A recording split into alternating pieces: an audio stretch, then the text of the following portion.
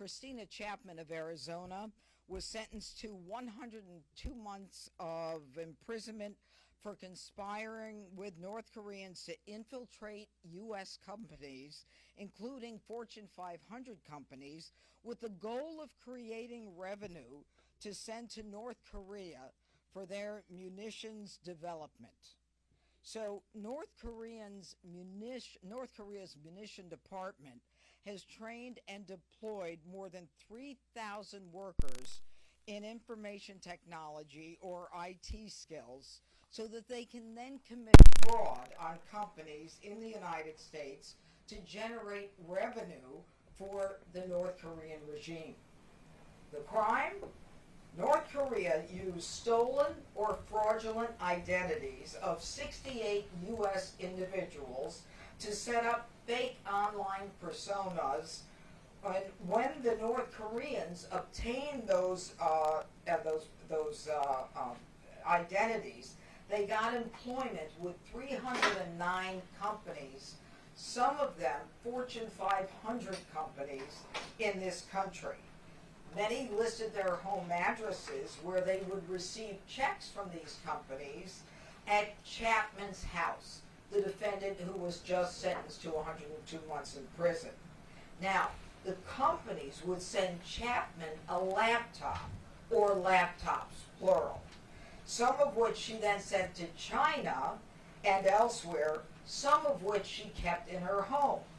And if you look at that to my left and your right, that's an example of what we call a laptop farm, where she literally had all those laptops in her house, allowing North Koreans to remotely log into those computers inside of her own house.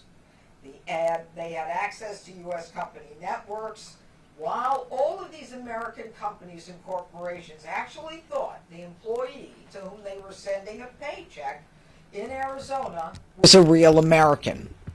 The financial damage, all told, the North Korean network enabled by Chapman tallied $17 million in revenue that went right back to North Korea.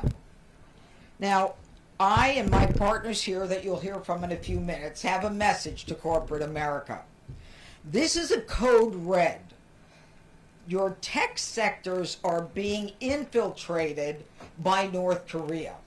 And when big companies are lax and they're not doing their due diligence, they are putting America's security at risk. And it's time for the big corporations to step up for employee verification, which went through a change as a result of COVID, where there is this lax kind of overseeing of who employees are. It's time for businesses to verify their workers, monitor their conduct, create a zero trust structure, and they've got to do this before the security of our country is compromised. That means do a real interview. Get them on camera. Look and see if the person whose picture you have is the person that you're talking to.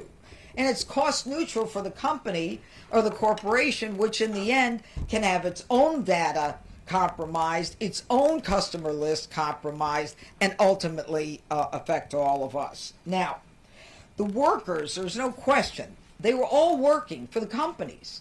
They made upwards of $5,000 a week. And some even got congratulation certificates from the companies as they then sent their money back to North Korea to buy munitions to be used against us. Now, you all know, and you don't need to hear me tell you this, but North Korea has long been developing and testing for a nuclear weapon in violation of U.S. and UN sanctions.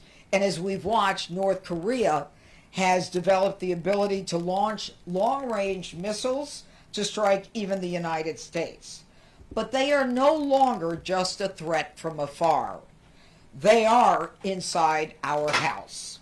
And they are the enemy. And with this perpetrator fraud on American citizens, American companies and banks, unwitting Fortune 500 companies, hiring remote workers, the aim is to cripple our country.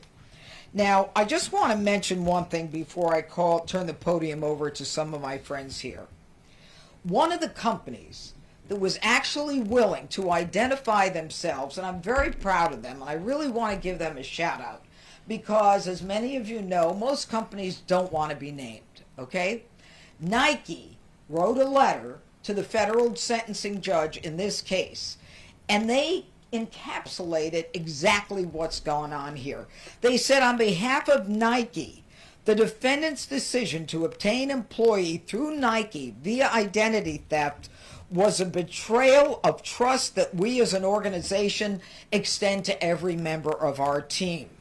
This incident then required us to expend valuable time and resources on internal investigations to confirm that our systems were never breached and to develop and implement additional safeguards and protocols. Now further, the fact that wages paid to the defendant by Nike, $74,000 over their 5-month scheme, funneled to foreign state actors compounds the violation of trust and raises concerns about the intentions and affiliations of the defendant. And so Nike is asking the court to consider the damage to Nike, which they themselves didn't suffer any damage. They had an IT worker who did the work, got paid for the work, but they understand the subliminal message and the real threat of their money being paid to North Korea and their munitions development system. Now, I'm also going to right now turn the podium over to the Assistant Director of the FBI Counterintelligence Division, Roman Rashevsky, who partnered with us on the case, and then he will turn it over to some of our state and IRS partners. Rose, Roman. Hi. Thank you. You're welcome. Thank you, U.S. Attorney Pirro. Today's announcement lays bare a multi-million-dollar campaign waged by North Korea's authoritarian regime to compromise our economic and national security. Through a series of increasingly brazen criminal schemes, the North Korean government is attempting to fund its nuclear weapons program and evade U.S. sanctions, while victimizing American companies, American financial institutions, and American citizens. The FBI and our partners are doing everything we can to defend the homeland, and that is why I'm very pleased to announce today's sentencing of U.S. citizen Christina Chapman to 8.5 years for her part in these schemes. The FBI's investigation uncovered a years-long plot to install North Korean IT workers as remote employees across the U.S., from Fortune 500 companies to U.S. government agencies. Those victim organizations thought they were employing American IT workers located in the U.S.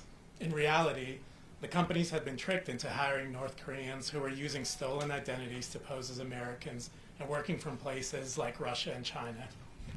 These North Korean IT workers were accessing the company's networks and sensitive data through laptop farms located inside the homes of U.S. persons. The laptop farms allow the IT workers to conceal their true locations and to earn money for the North Korean government. But they can't do this alone. They need the help of people like Christina Chapman. As she admitted, she ran a laptop farm out of her home in Arizona, enabling the IT workers to victimize over 300 U.S. organizations, to steal the identities of at least 68 Americans, some of whom even ended up with tax bills for wages they'll never see, and funnel over $17 million to North Korea's regime. Chapman not only hosted the laptops, but also helped deceive American financial institutions into sending the IT workers' earnings to the North Korean government. And the money went straight to North Korea's nuclear weapons program, which is a direct threat to the U.S. homeland and our allies all around the world. The FBI and our partners won't stand for North Korea's attacks on our economic and national security, but U.S. companies also have an important role to play in keeping our nation safe. Christina Chapman's laptop farm alone generated $17 million and victimized hundreds of U.S. companies, and we believe this was just one of many laptop farms in our country. We believe there are thousands of other North Korean IT workers doing this as we speak today. We want our private sector partners to realize that the threat might already exist within your organizations. To root it out, we need you to apply greater scrutiny to your remote employees so you know exactly who you're hiring. We've released a public service announcement today detailing ways you can protect yourselves. Some of these are contact businesses and schools directly to verify new hires' employment and educational history, If meeting virtually, do it on camera and conduct drug tests and fingerprinting in person to verify a remote employee's identity. Keep an eye out for changes in their physical address, particularly after you've hired them but before you've sent them the equipment. Take note of unusual network traffic, including remote connections to devices and the use of remote desktop software. Educate your hiring managers and HR teams about this growing threat. And please, if you suspect your business has been targeted, contact us immediately. Call your local FBI field office or report it to our Internet Crime Complaint Center at www.ic3.gov. Today's sentencing would not have been possible without the dedicated men and women of the FBI's Counterintelligence and Cyber Divisions and our Phoenix and Chicago field offices. I also want to thank our colleagues across the federal government, including the Department of State, Department of Homeland Security, and the Internal Revenue Service for their collaboration and partnership on this investigation and on combating the North Korean threat. The FBI and our partners are committed to using every tool at our disposal to deny North Korea its profits and cut into funding for their weapons program. And we're equally dedicated to keeping American companies and American citizens from being victimized by the North Korean regime. Together, we can hold North Korea accountable and keep our nation safe. Want to speak next?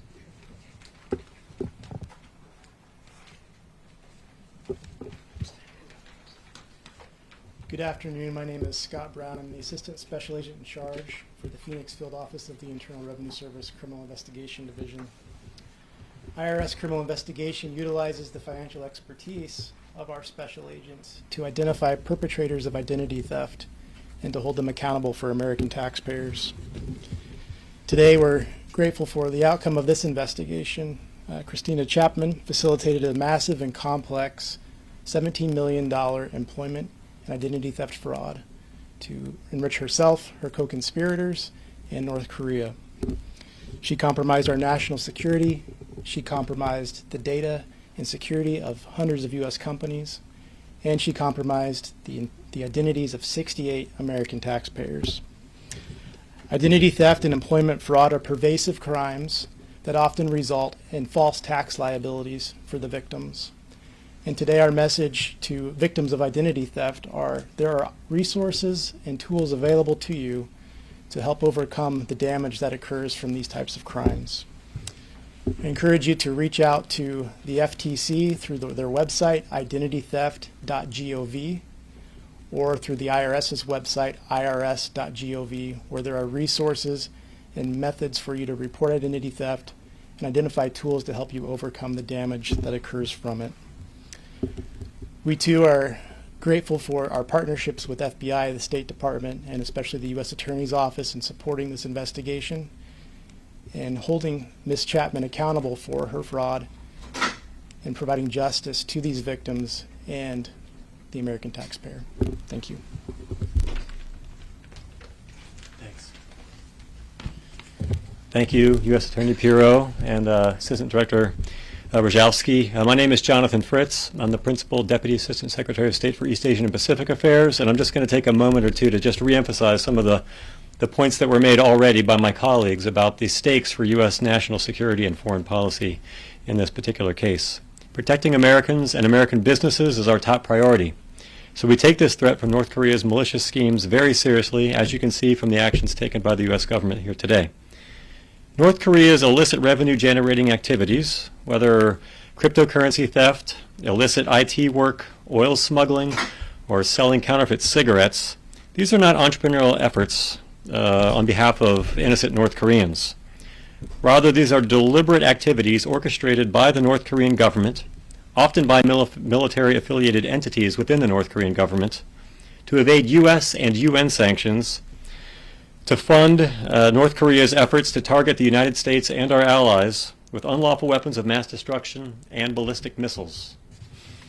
North Korea cannot argue that these weapons are simply a deterrent. Since 2023, we have seen North Korea unlawfully transfer ballistic missiles to Russia, which in turn has used those missiles to strike Ukrainian territory, including Kyiv, undermining President Trump's efforts to broker peace between Russia and Ukraine. The President has been clear that he remains ready to engage with North Korean leader Kim Jong-un in pursuit of a peaceful resolution to tensions on the Korean Peninsula, and we believe dialogue is the only path to obtaining a sustainable peace. However, at the same time, we will not stand by while North Korea preys on American companies and citizens and engages in elaborate transnational criminal schemes to gain access to U.S. dollars. So we'll keep working with our colleagues across the interagency to protect U.S. companies, the U.S. financial system, and of course, American citizens. Thank you. So I guess you can see how working together with the FBI, the IRS, the State Department, the U.S. Attorney's Office, this is, as far as we know, the largest identity theft case of its kind that we in history, and I'm sure it won't be the last. Do you have any questions? Yes, sir. For both you and Mr. Brown, Americans lost their identities through this scheme as well. They were targeted or victimized as part of this. Any sense as to how many or how widespread or how they were vulnerable to it? You know, some of them I don't believe even knew that they were victims of identity theft. Unfortunately, the way to resolve this, I mean, the way to cut back on it and to make sure that it doesn't continue happening is to put the onus on big corporations and companies. If you'll see this driver's license over here in South Carolina, everything about it reeks of it being fraudulent. I mean, I've never seen a license expired 12/2/4/2027. I mean, there are so many obvious problems with that. But what they do is they'll take someone's ID and then they will then say, I'm now living in Arizona at Chapman's house. No one ever says, go outside and take a picture so I can see you're really living in Kansas or Arizona. No one double checks it. So sometimes the victims may not even know that they're victims until, as you just heard from the IRS, they get hit with an, with an IRS penalty. Anyone want to add to that? Okay. Hi. Hi. So, did she know specifically that she was working for the North Koreans, or did she think it was Chinese or Russians? Did she know exactly what was going on? We believe that she knew. We believe all indications are that she knew, and she pled guilty to knowing. So I think in the end, there's no question that she knew. And that's why the judge sentenced her to 102 months, which someone figured out was 8.5 years. Which one was it? Of course, the IRS guy. Yeah. Anything else? Pardon the off-topic question. No. The director of national. Thank you. No. Do you want to do an off-topic? That there is going to be a review of what they characterize as the Russiagate issue. It'll probably come through this office, being the U.S. Attorney for the nation's capital. Did you briefed on that or expect anything to move on that? You know, one of the things I learned as a young prosecutor many years ago was that you don't confirm, you don't deny, you don't say anything, and pretty much you wait until you have the evidence. That's the way I was raised. Okay? It's good to see you. Please give the message to the companies and the corporations. This is easy stuff. They're getting hit on too, because as my assistant U.S. attorney Karen Seifert made very clear to me, the North Koreans are excellent at monetizing information. And they can monetize information from the companies, their database, their employee base, all kinds of information, and then be subjected to shareholder lawsuits, et cetera, et cetera. Thank you for being here. Thank you for being interested, and thank you to my partners.